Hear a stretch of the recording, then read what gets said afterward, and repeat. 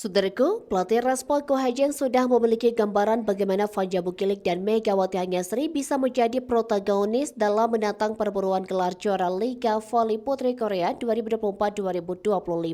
Ko Hye-jin bahkan mengisyaratkan tak memiliki pikiran dalam taktik permainannya untuk mencadangkan antara Megawati Hanyasri dan Fanja Bukilik.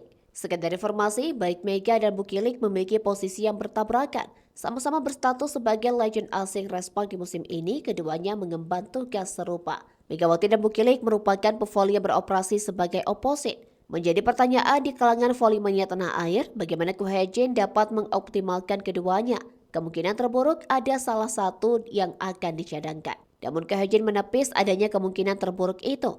Alih-alih mengorbankan satu di antara Megawati atau Fanja Bukilik duduk sebagai pemanis bench cadangan.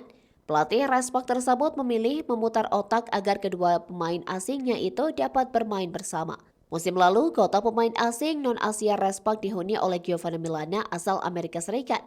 Bedanya, Milana beroperasi sebagai outside hitter. Isu yang berkembang, Megatron julukan Megawati Hanyasri akan dialihkan menjadi outside hitter. Posisi ini bukan pengalaman baru bagi pevoli asal Jember, Jawa Timur ini. Sebab di tahun 2019, terakhir kali Mega bermain sebagai outside hitter sebelum mutlak dimainkan sebagai opposite. Hanya saja tugas baru akan dilakoninya, Megawati tidak hanya bertanggung jawab menyerang namun juga dituntut melakukan penerimaan maupun receive secara baik. Ko Hye-jin percaya Megawati bisa mengemban tugas itu nantinya.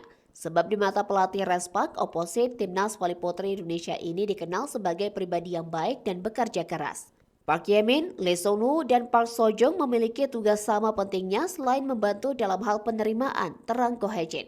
Kini agenda pertandingan terdekat Respak ialah bertanding di KOFO Cup 2024 yang berlangsung 29 September hingga 7 Oktober 2024.